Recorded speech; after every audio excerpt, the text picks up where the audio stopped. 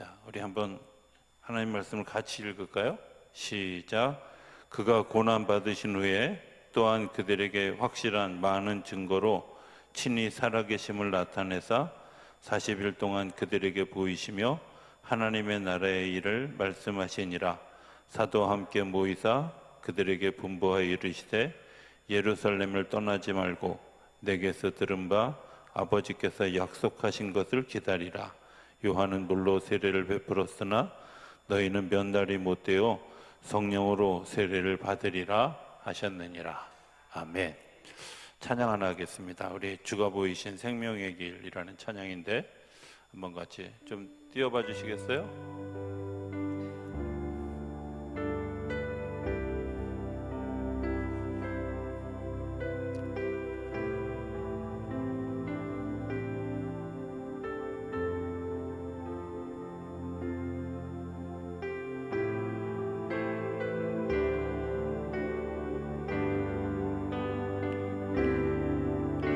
주가 보이신 생명의 길, 나 주님과 함께 상한 마음을 들이며 주님 앞에 나아가리. 나의 의로움이 되신 주 그 이름 예수, 나의 길이 되신 이름 예수,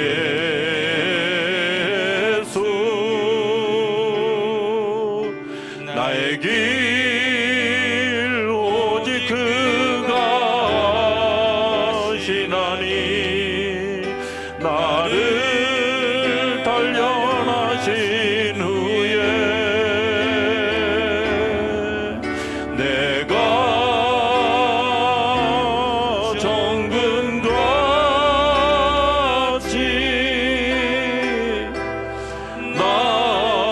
나오리. 다시 한번 주가 보이신 생명의 길, 주가 보이신 생명의 길, 나 주님과 함께 상한 마음을 들이며 주님 앞에 나아가리.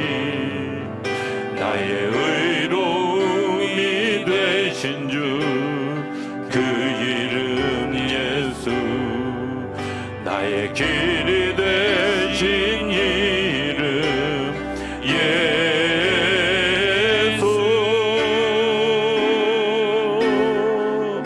나의 길 오직 그가 시나니. 나를 단련하신 후에 내가 정금같이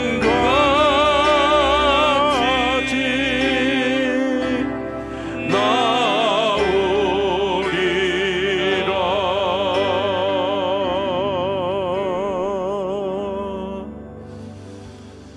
주님이 우리에게 보여주신 길은 생명의 길입니다. 그런데 그 생명의 길을 발견하는 길은 상한 마음을 가지고 주님 앞에 나올 때 주님께서 우리의 길을 단련하신 후에 내가 정말 정금과 같은 그런 하나님의 진리를 발견하는 역사가 일어나게 되는 줄로 믿습니다.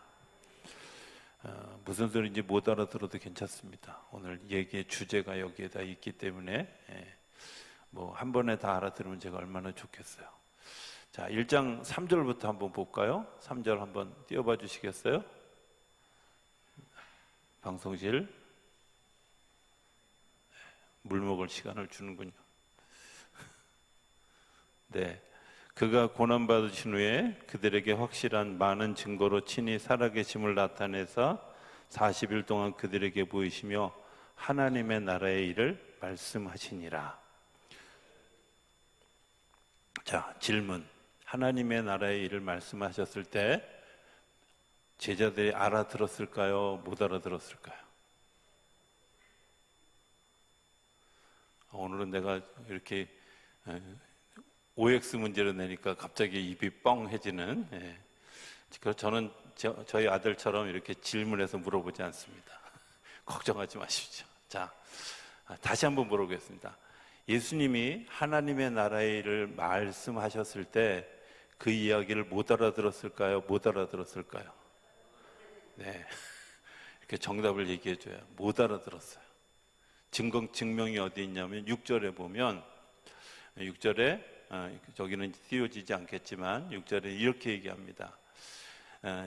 제자 중에 한 사람, 성경의 고증에 의하면 젤로신 시몬이라는 사람이 나서서 예수님이 승천하려고 할 때 예수님, 이스라엘을 회복하심이 이때이니까 아니 우리가 조금 더 기다려야 되겠습니까? 라고 질문하는 것을 보면 제자들 중에 많은 수의 사람들은 못 알아들은 거예요.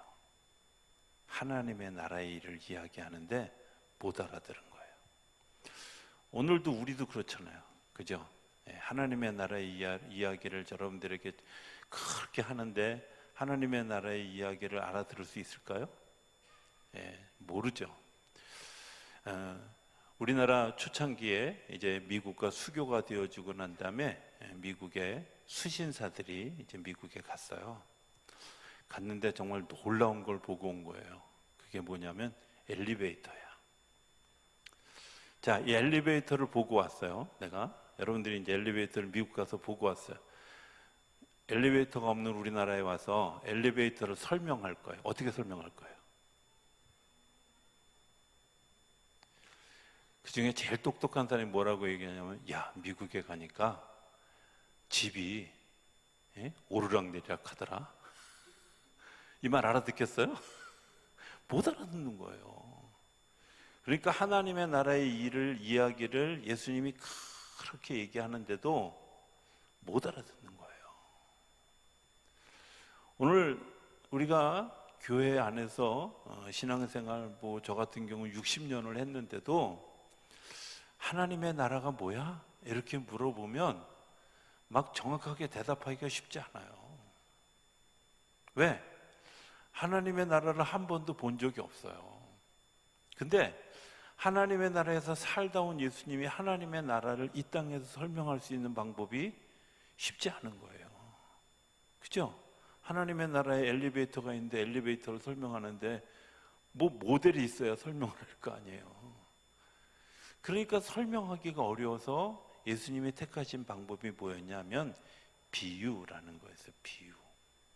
그래서 예수님이 뭐라 그랬어요? 너희들이 이해하지 못할 그것을 내가 알고 있는 것을 알지 못하는 사람에게 전달하기 위한 예수님의 방법이 뭐예요? 비유라는 거였어요.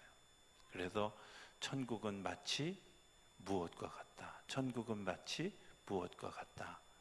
천국은 마치 무엇과 같다. 이렇게 이야기하는데 많은 이야기를 들어도 예수님의 제자들이 개념이 잡힐까요? 안 잡힐까요? 안 잡히죠. 그러니까 여러분들이 하나님의 나라에 대해서 잘 모르는 것은 여러분들이 머리가 나쁘거나 아니면 이해력이 떨어지거나 아니면 내가 예배 시간에 자주 입신을 해서 말씀을 못 들었거나 이런 거 아니라는 거예요. 그죠? 정신 차리고 들은 사람이나 입신한 사람이나 별 차이 없이 못 알아듣게 매한가지라는 거예요. 여러분들 위로가 될 수 있게 되길 바랍니다. 그런데 오늘 시간은 굉장히 잘 들어야 돼요. 자, 하나님의 나라의 일을 열심히 이야기를 하셨어요.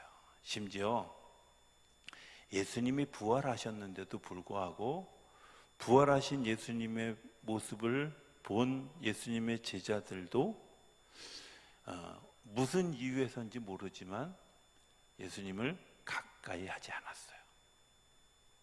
그렇죠? 그래서 예수님이 계속해서 40일 동안 끊임없이 자기를 나타내면서 여전히 하나님의 나라의 일을 열심히 얘기해 주시는 거예요. 제가 주일날 카이로스하고 크로노스 이야기를 해서 잠깐 드렸는데, 카이로스라는 말은 하나님의 이벤트가 일어나는 시간인데 크로노스라는 시간은 그냥 흘러가는 시간이에요. 이 흘러가는 시간을 하나님이 그냥 우리에게 흘러가는 시간으로 내버려 두실까? 그렇지 않다는 거예요. 크로노스라는 시간은 그냥 흘러가는 시간인데, 이 흘러가는 시간, 그러니까 예수님이 하나님의 나라의 이야기를 자꾸 하는데도 불구하고 못 알아들었어. 괜찮아요. 예. 도대체 예수님 무슨 얘기를 하는지 나는 알아들을 수가 없어. 괜찮아요. 그런데 그런 그 못 알아듣는 시간이 계속 되어지는데, 그 시간들 속에서 하나님은 여전히 일하시는 거예요. 어떻게 일하시냐면, 내가 흘러가는 방향대로 내가 하나님의 것을 구하는 사람에게는 구하는 것들이 나타남으로, 또 어떤 사람에게는 내가 포기하고 내 마음대로 살아가는 것, 내 마음대로 살아가는 것, 그것 때문에 결국은 내가 내 멋대로 살아가는 결론에 이르게 된다는 거예요. 성경에 보면 나시린이 두 사람 나와요. 누구시죠? 그냥 고개를 끄덕끄덕 하세요. 그러면 다 아는 줄 알고 제가 그냥 정답을 다 얘기할 거예요. 누구였냐면 하나는 삼손이고요, 하나는 사무엘이에요. 그죠? 성경에는 시읒자 들어가는 사람들 중에 괜찮은 사람들이 되게 많아요. 그죠? 자, 사무엘하고 삼손이 있어요. 그런데 똑같은 나시린인데 그들이 가졌던 삶의 열매는 굉장히 달라요. 삼손은 자기 혼자 막 굉장히 애를 쓰다가 결국은 자기 스스로 자기 분에 못 이겨서 그리고 자기 혼자 애를 쓰다가 결국은 죽게 되어졌어요. 반면에 사무엘은 끊임없이 사람을 세워갔어요. 하나님의 계획이 어느 쪽이 더 하나님의 계획에 가까울까요? 사실은 사무엘의 계획에 가까워요. 그런데 두 사람에게 공이 크로노스의 시간이 주어진 거예요. 그냥 흘러가는 시간. 삼손에게도 그냥 흘러가는 시간이 있었고 사무엘에도 그냥 흘러가는 시간이 있었어요. 예를 들면 사무엘 같은 경우는 여호와의 성전에서 거하면서 그 성전에서 성전지기처럼 일하는 시간, 그가 몇 살 때 하나님의 음성을 들었는지 알지 못하지만 적어도 10년 넘는 시간 동안 그 성전에서 그냥 거하는 크로노스의 시간이 있었어요. 그런데 그 크로노스의 시간을 지나는 동안에 그가 계속해서 추구했던 건 뭐예요? 나 하나님을 알고 싶어. 하나님의 음성을 듣고 싶어. 하나님을 경험하고 싶어. 이런 마음을 가지고 있었던 사무엘은 마침내 하나님의 음성을 듣는 카이로스의 시간이 와요. 그죠? 어느 날 밤에 잠을 자고 있는데 하나님이 부르시죠. 사무엘아, 사무엘아 이렇게 부르셔요. 그런데 그 사무엘을 부르시는 하나님의 음성을 엘리 제사장이 부르는 줄 알고 열심히 달려가서 제사장님 제가 왔습니다. 그러니까 엘리 제사장이 웃기잖아요. 자기는 부른 적이 없는데 얘가 꿈을 꿨나? 얘야 악몽을 꾸는 거는 손에다 가슴을 얹고 잘 때 악몽을 꾸니까 손에다 가슴을 내리고 자거라 뭐 이렇게 설명을 했거나 어찌됐든 뭐 제가 성경이 없는 얘기지만 재밌게 하려고 했는데 아무도 재미있어 하지 않는 것 같아요. 어찌됐든 자, 세 번째 가서야 비로소 엘리 제사장이 내가 들은 풍월이 있는데 보니까 하나님이 사무엘을 부르시는 것 같다. 그러니까 엘리 제사장도 하나님이 자기를 부르는, 사람을 부르는 일을 이해하지 못하고 있었던 거예요. 그런데 크로노스의 시간, 의미 없는 시간인 것 같은 그 시간들을 지켜가는 사무엘에게는 어떤 결과가 나왔어요? 하나님의 음성을 듣고 하나님의 역사를 경험하는 그런 카이로스의 이벤트의 시간이 주어졌다는 거예요. 반면에 삼손은 어때요? 삼손은 타고날 때부터 힘이 셌잖아요. 힘이 센 것을 열심히 발휘하고 그 힘이 센 것을 가지고 자기 유익을 위해서 쓰기 시작하면서 그의 삶이 나태해져 갔어요. 그런데 그에게서 금방 하나님이 얘야 네가 힘을 함부로 사용했구나 그리고 막 함부로 야단을 쳤다면 아마 삼손은 금방 돌이켜 섰을지도 몰라요. 그런데 역시 그에게도 크로노스의 시간이 흘러가는 거예요. 이방 여인과 결혼하고요. 그리고 그 속이는 그런 그 전쟁과 이런 그 속에서도 삼손은 여전히 건재하게 뭐가 있어요? 하나님이 나에게 주신 힘이 있는 거야. 그런데 그 힘이 있는 것 때문에 삼손이 스스로 쏟고 있는 거죠. 하나님의 시간, 하나님의 역사의 시간이 그에게 나타났을 때 그가 발견한 것은 뭐예요? 힘을 잃어버리고 하나님이 나 자신으로부터 떠나 있는 자신을 발견하는 카이로스의 시간에 와 있는 거야. 하나님의 역사를 경험했는데 하나님의 역사 속에 들어가 보니까 내가 너무 멀리 왔다는 사실을 알게 되죠. 이미 눈도 뽑히고 힘도 다 빼앗기고 자기는 자유인의 몸이 아니라 죄인의 몸처럼 갇힌 자가 되어지고 포로된 자가 되어졌을 때 비로소 카이로스의 시간을 발견하고 하나님의 나라로부터 자기가 멀어져 있다는 사실을 알게 됐다는 거예요. 자, 하나님의 나라의 일을 열심히 이야기를 해 주었어요. 그런데 이 사람들이 알아들었다고요? 못 알아들었다고요? 못 알아들었어요. 자, 4절 봅시다. 4절에 그 사람들을 위해서 사도와 함께 모이사 그들에게 분부하여 이르시되 예루살렘을 떠나지 말고 내게서 들은 바 아버지께서 약속하신 것을 기다리라고. 여러분들, 우리가 크로노스의 시간을 활용하는 방법을 예수님이 지금 제자들에게 얘기해 주는 거예요. 뭐라 그랬냐면 사도들과 함께 모여 있을 때 그들에게 뭐라고 얘기했느냐? 예루살렘을 떠나지 말고 아버지께서 약속하신 것을 기다리라고. 여러분들, 우리가 그냥 의미 없는 시간을 흘려보내는 게 아니라 내가 하나님이 약속하신 그 약속의 시간을 내가 기다리라는 거예요. 그냥 흘려보내는 시간, 그냥 흘려보내는 것 같지만 사실은 그 시간의 끝에 성령께서 임하시고 나면 결과가 확연히 달라지는데, 어떤 결과가, 어떤 사람에게는 성령의 놀라운 능력이 일어나는 반면에 어떤 사람에게는 성령의 놀라운 능력이 일어나는 것을 바라보면서 세술에 취했다고 조롱하고 핍박하고 비난하는 일들이 일어나게 된다는 거예요. 예수님의 십자가 사건과 예수님의 부활의 사건을 모든 사람들이 다 들었어요. 다 들었는데도 불구하고 어떤 무리들은 성령의 거룩한 역사를 경험했는가 하면 어떤 무리들은 성령의 거룩한 역사하고 전혀 상관없이, 아니 오히려 성령의 역사가 일어났는데 그것을 반박하고 그것에 대해서 저항하고 그것에 대해서 조롱하고 그것에 대해서 함부로 얘기했다가 정말 부끄러운 자신의 모습을 발견하는 일이 일어나게 됐다는 거예요. 여기서 한번 우리 질문을 한번 해봤으면 좋겠어요. 여러분들은 지금 어느 시간을 걸어가고 있습니까?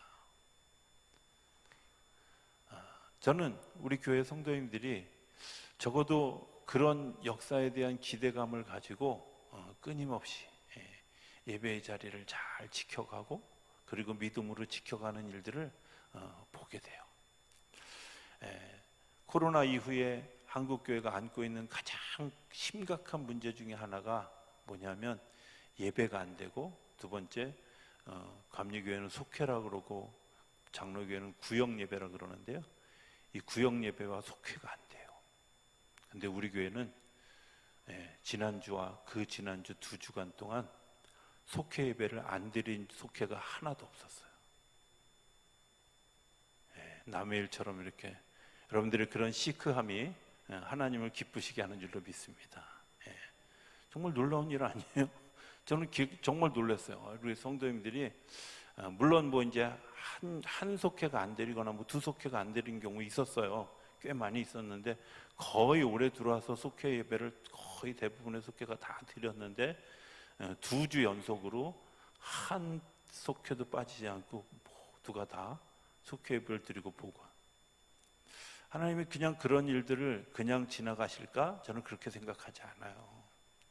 또 우리 보면 우리 교회 안에 새벽 예배와 또 저녁에 8시에 9시에 모여서 기도하는 그런 무리들이 일어나고, 또 목요일날 화요일날 이렇게 기도하고, 또 내일 아침에는 강단 기도회도 있고, 이런 기도의 시간들을 우리 성도님들이 잘 지켜가고 있고 믿음으로 반응하고 있는 거, 저는 이게 이 크로노스의 시간을 정말 잘 지나가고 있는 것이라고 믿어요. 자, 하나님이 약속하신 것이 있어요. 뭐 약속했을까요? 너희가 몇 날이 못 되어서 너에게 약속한 성령을 선물로 보내줄 것이다. 약속이에요. 언약은 시작의 시간일까요? 끝의 시간일까요? 시작의 시간이에요. 하나님이 약속하신 것을 하나님이 약속했다고 그때 되어지는 게 아니라 약속하신 것들을 하나님이 이루어지는 시간. 그런데 뭐라고 얘기하냐면 몇 날이 못 되어서 5절 한번 띄워봐 주실래요? 예. 아닌가요? 4절 끝인가요? 예. 죄송합니다. 제가 딴 데서 본 거를 몇 날이 못 되어 성령으로 세례를 받으리라 하셨느니라. 5절 맞죠? 몇 날이 못 되어 성령으로 세례를 받으리라 하셨느니라. 이해되세요? 약속하신 거예요. 성령님이 여러분 가운데 임하는 게 하나님의 약속된 일인 것을 여러분들 믿을 수 있게 되길 바랍니다. 조금 약간 곁나가서 좀 설명을 좀 하겠습니다. 흔히 이제 영성의 색깔이 있다고 그래요. 영성의 색깔이 있는데 그 영성에 보통 뭐 어떤 사람은 9가지 색깔, 어떤 사람은 6가지 색깔, 리차드 포스터 같은 경우는 6가지 색깔이 있다고 그러는데 한국 교회 그리고 교회 전통을 이렇게 살펴보면 저는 한 4가지 정도의 색깔이 있다고 생각해요. 소위 말씀을 공부하고 그 말씀을 통해서 얻어지는 복음주의적인 그런 굉장히 한국 교회 보편적인 그런 영성의 색깔이 복음주의적인 색깔이에요. 사실 대부분 여기서부터 성경 신앙생활을 시작해요. 특별히 그런 부분에 대해 굉장히 강한 동네가 장로교회와 침례교회예요. 그러면서 이제 말씀을 통해서 이제 우리가 신앙을 처음 접해요. 그런데 뭐 제 경우도 말씀을 통해서 신앙을 만났던 경우예요. 그런데 그 말씀을 통해서 신앙생활을 접하다가 어느 날 보니까 또 다른 세계가 있더라고요. 그 또 다른 세계가 뭐냐면 오순절, 그러니까 순복음교회 중심으로 우리 감리교회 일부의 그런 교회들처럼 소위 성령의 역사를 추구해가는 그런 성령의 역사, 성령파가 있어요. 여기에 굉장히 주된 수단이 뭐냐면 예배, 기도, 뭐 부흥회 이런 것들이죠. 그런 것들을 통해서 성령의 역사를 경험해요. 그런데 이 성령의 역사를 경험하다 보니까 어떤 일들이 생기냐면 성령의 역사를 통해서 말씀이 풀어지는 일들이 일어났더라고요. 성령의 역사를 통해서 내가 지금 하나님의 나라의 일을 이야기했는데 잘 모르던 것이 풀어지게 되더라고요. 그래서 이게 말씀을 보충하는, 말씀의 역사를 보충하는 또 다른 영성의 색깔이구나 이런 생각이 들었어요. 그런데 또 다른 영성의 색깔은 뭐냐면 소위 행동주의적인 영성이에요. 그것은 하나님의 정의를 추구해 가는 거죠. 이 땅에 하나님의 정의를 세우기 위해서 뭐 투쟁을 한다든지 혹은 환경운동에 관심을 갖는다든지 뭐 이런 일들, 정말 그 고아와 과부를 돌보기 위해서 자기 몸을 내버리는 일본의 하천풍원씨 같은 그런 소위 사신신학을 하는, 내가 그들을 위해서 문둥병에 걸리고 그들과 더불어 같이 죽겠다 이런 정도의 역할을 하는 소위 하나님의 정의를 이루어가는 영성의 색깔이 또 따로 있는 반면에 이제 마지막쯤에 아마 이런 색깔들이 있었던 것 같이 생각이 되어지는데 수도원적인 영성이에요. 한국교회에 이제 잘 나타나지 않는 이 수도원적인 영성은 뭐냐면 내가 하나님의 말씀을 깊이 묵상하면서 하나님이 나를 얼마나 사랑하시는지, 하나님이 나를 얼마나 귀하게 여기시는지 이런 것들을 발견하게 되는 거죠. 그런데 이 4가지가 서로 균형을 이루었을 때 비로소 하나님의 나라가, 하나님이 나를 사랑하심이, 하나님이 나에게 역사하심이 이런 것들이구나 하는 것들을 짐작하게 돼요. 근데 그런 역할을 하는데 굉장히 중요한 게 있어요. 그게 뭐예요? 성령의 역사예요. 우리가 축도할 때 보면 알잖아요.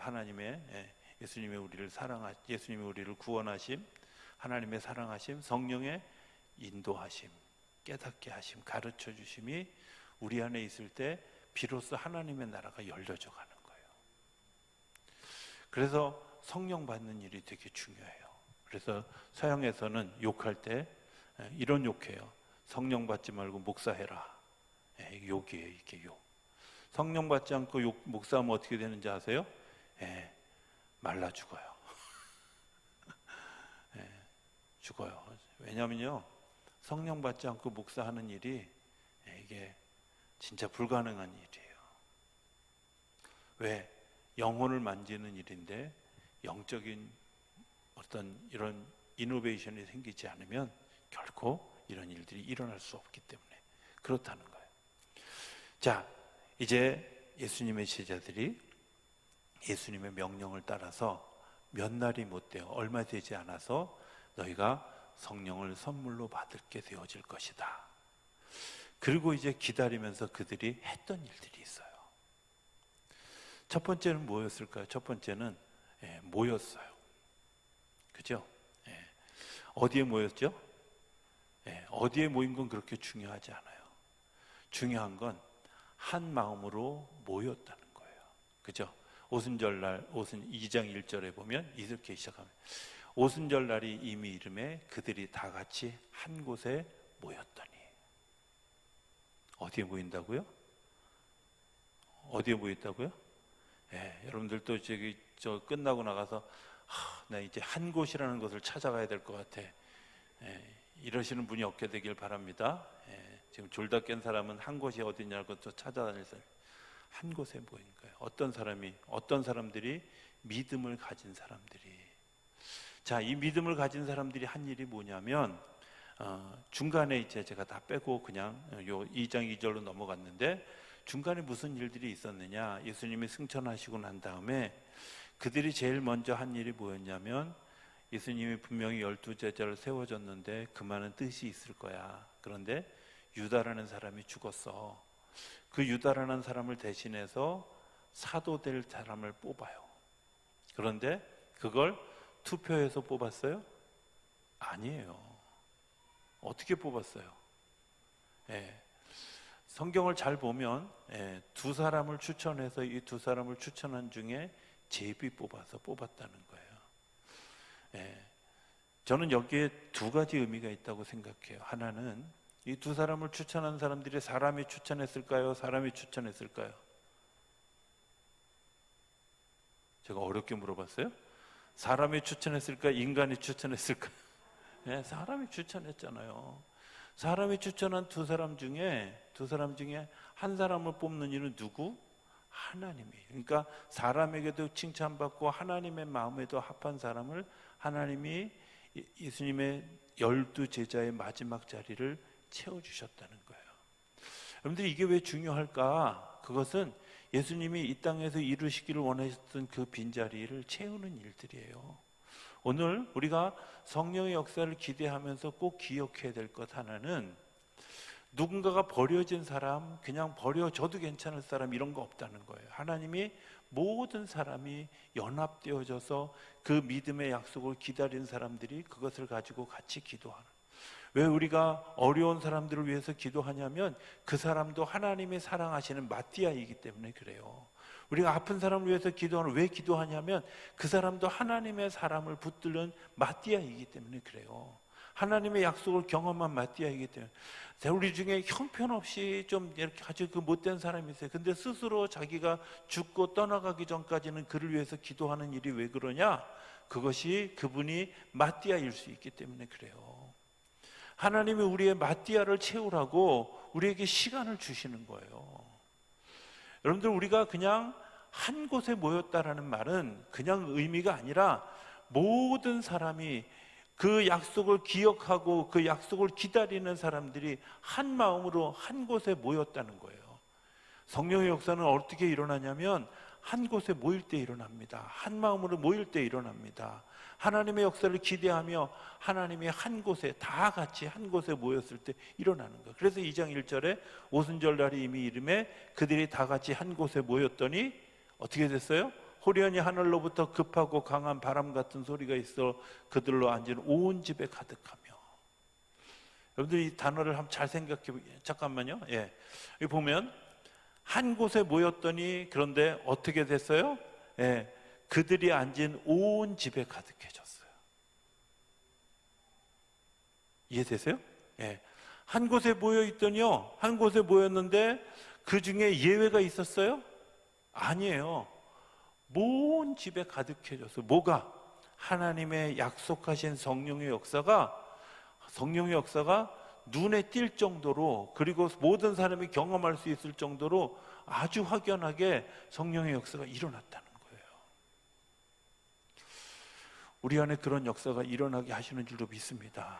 예, 일어나게 하시는 줄로 믿습니다. 자, 3절에 보면 마치 불의 혀처럼 갈라지는 것들이 그들에게 보여 각 사람 위에 하나씩 임하였더니, 자, 온 집에 임하였는데 그 중에 소외된 사람이 없을까요? 없을까요? 정답을 얘기하니까 되게 한 박자 쉬고 얘기하게. 소외된 사람이 없을까요? 없을까요? 내가 도대체 말을 제대로 하고 있는, 없을까요? 없을까요? 없어요. 왜? 하나님의 성령의 역사는 차별하지 않아요. 늦게 왔다고 차별하거나 네가 마지막에 뽑혔으니까 마띠아 너는 제외야, 이러지 않았다는 거예요. 심지어 예수님의 12제자뿐만 아니라 오순절날 성령의 역사가 임하였던 그곳에 임하였던 사람들 중에는 숫자를 120명이라고까지 얘기했어요. 무슨 얘기예요? 충성하지 않았을지라도 그 약속을 신뢰하고 한 곳에 모여있던 모든 사람에게 그런 거룩한 역사가 일어나게 하신 줄로 믿습니다. 예, 눈에 띄게. 4절, 그들이 성령의 충만함을 받고 성령의 말하게 하심을 따라 다른 언어들로 말하기를 시작하니라. 자, 우리가 한번 다른 언어가 뭘까요? 다른 언어. 뭘 다른 언어라고 얘기할까요? 땅의 언어일까요? 하늘의 언어일까요? 하늘의 언어. 하늘의 언어는 무슨 언어일까요? 예, 방언인데 그 방언은 하나님이 알아들을 수 있는, 하나님이 좋아하시는 단어들인데, 하나님이 좋아하시는 단어가 사랑한다, 축복한다 이런 얘기일까요? 저주한다, 저 왼수 같은 놈, 어느 쪽일까요? 하나님은요 그런 얘기를 못 알아들으세요. 왜? 사용해 본 적이 없고 들어본 적이 없어서. 여러분들 중에 그런 얘기 모르셔요? 가정에서 애들이 막 얘기하면 요즘 아주 희한한 말들이 많잖아요, 그죠? 예. 여러분들 자녀들하고 같이 안 사셔서 잘 모르시는군요. 예. 자녀들 말 중에는 정말 이상한 말들이 되게 많아요. 근데 그 말들을 저게 뭔 소리야? 예, 그렇죠? 왜? 사용하지 않기 때문에 그래요. 하나님이 이 땅에서 사용하는 용어 중에 많은 용어들을 못 알아들으신다는 거예요. 그런데 성령의 감동을 받은 사람들, 성령의 충만함을 얻은 사람들은 우리 방송실이 센스가 굉장히 뛰어나졌어요. 저기 다른 언어들로 말하기를 시작하니라. 성령 받으면 어떤 언어들을 쓸까요? 여러분들이 한번 생각나는 대로 얘기해 보시죠. 어떤 언어들을 쓸까요? 하지 마시고 그냥 정확하게 얘기하세요. 자, 사랑한다 이런 얘기 하실까요? 아니면 축복한다 이런 얘기 할까요? 예? 그죠? 예. 옛날에 아주 오래전에 제가 아주 인상 깊게 남았던 이렇게 노 부부가 나와서 이렇게 서로 낱말 맞추는 거였는데, 아시죠? 뭔 얘기인지? 예. 제목은 천생연분인데요. 그 남자분이 당신하고 나 사이, 그러니까 할머니가 진짜 숨도 안 쉬고 평생 왼수 이런 거예요. 처음에 왼수 그랬더니 아니 4글자 그랬더니 평생 왼수 그러더라고요. 그렇잖아요. 하나님의 나라는 우리의 언어가 굉장히 다른 거죠. 하나님의 나라의 언어는 천생연분이잖아요. 여러분들 축복받는, 하나님의 약속을 신뢰하는 사람들, 성령 받은 사람들의 특징은 뭐냐면 하나님이 이 일들을 하실 수 있습니다 라고 고백했던 여호수아 갈렙처럼 하나님이 이 일을 이루실 것입니다 라고 믿는 믿음으로 선포하는 거예요. 저는 여러분들이 그런 선포가 성령의 역사를 오늘 밤에 성령의 역사를 통해 일어나게 되기를 기대합니다. 오늘 우리가 선교를 위해서 기도하는 밤인데요, 사도행전 1장 8절 우리가 잘 아는 것처럼 성령이 너에게 임하시면 너희가 권능을 받고 예루살렘과 온 유대와 사마리아 땅끝까지 이르는 내 증인이 되라. 제일 먼저 전제 조건이 뭐예요? 성령 받고 해요. 성령 받지 않고 선교하면 어떻게 되냐? 그렇죠. 성령 받지 않고 선교하면 자꾸 엉뚱한 일을 하게 돼요. 식민지화하고 쓸데없는 것들을 전하고 오히려 나중에 반감을 일으키는, 복음을 들고 갔는데도 반감을 일으키는 일들이 일어나게 돼요. 성령 받고 성령의 권능으로 우리가 한 걸음 한 걸음 세례를 이제 하나님의 선교를 이어가는 역사가 저는 우리 교회로부터 시작되어지게 되길 바랍니다. 제대로 하는 선교, 그것을 위해서 오늘 밤에 우리 안에 성령의 거룩한 역사가 일어나게 되기를 기대하는 밤이 되어지고 그런 역사가 임하는 시간이 되어질 수 있게 되길 바랍니다. 이렇게 한번 좀 실험해 봤으면 좋겠어요. 성령의 역사가 임하면 제일 먼저 나타나는 현상이 뭐냐면 찬양하는 거예요. 그죠? 하나님을 찬양하게 되잖아요. 찬양하는데 네 가지 유형이 있다고 생각해. 하나는 그냥 주를 찬양하고, 두 번째는 하나님을 소리 높여 찬양하고, 세 번째는 손뼉치며 찬양하고, 네 번째는 춤을 추며 찬양하고. 중간에 여러 개 더 있는데 그냥 제가 네 개만 하네요. 뭐 한다고요? 첫 번째, 성령이 임하면 내가 이럴 줄 알았어. 아까도 우리 한길이 보고 내가 야 순서가 잘 들어. 주를 높여 찬양하고 소리 높여 찬양하고 손뼉치며 찬양하고 춤을 추며 찬양하고 그랬는데 계속 헷갈려 하는 거야. 뭐 젊은 애도 그러는데 그죠? 여러분들 이해합니다. 자 다시 뭐라고요? 주를 찬양하고 그 다음에 소리 높여 찬양하고 손뼉치며 찬양하고 춤을 추며 특징이 있죠? 움직이는 파장이 점점 커져요. 처음에는 작게 시작했는데 소리가 높아지고 옥타브가 높아지고 그 다음에 몸동작이 시작되고 그 다음에 아시죠? 뭔 얘기인지? 이게 파장이니까 처음에는 내가 순종하는지 안 하는지 잘 안 보이는데 한 두 번째쯤만 가도 순종하는지 안 하는지가 보이죠. 성령이 임하시면 하나님의 말씀에 대해서 순종하게 되고 순종하게 되어지면 우리의 기도가 달라지고 역사하는 성령의 힘이 달라지게 되는 줄로 믿습니다. 그래서 이 찬양, 우리 주의 성령이 내게 임하여 주를 찬양합니다. 이 찬양을 부를 건데 여러분들이 그 목소리가 높아지기 시작하면 2절을 넘어갈 거예요. 손뼉 치며 되어지면 3절 넘어갈 거고요. 춤추면 4절 넘어갈 예정이에요. 밤샐 수도 있어요. 왜냐하면 제가 여러분들과 강요하는 게 아니라 저는 여러분들 안에 성령이 임하시게 되길 기대하는 거예요. 성령이 임하시게 되길. 여러분들이 기도하는 마음으로 여러분들이 정말 내가 성령이 내 안에 약속하신 성령이 우리 안에 임하시는, 우리가 한 곳에 모여서 기도할 때 그래서 이렇게 부를 겁니다. 처음에 1절은 천천히 부를 거예요. 2절 가면 조금 빨라지고 3절 가면 조금 더 빨라지고 4절 가면 춤출 만큼 빨라질 예정.